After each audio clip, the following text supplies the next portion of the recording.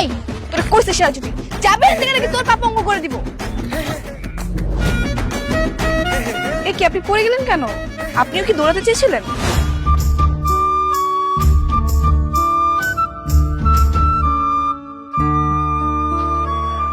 কথায় বলে ছেঁড়া কথায় শুয়ে লাখ টাকার স্বপ্ন দেখার একটা বিলাসিতা।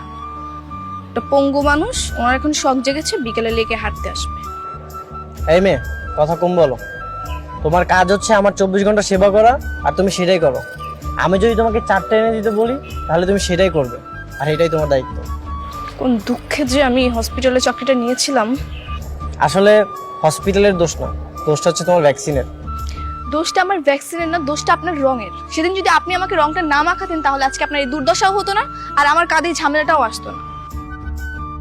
ঠিক আছে, এখন আমার হাতটা ধরো, আমি লেক পারে হাঁটবো।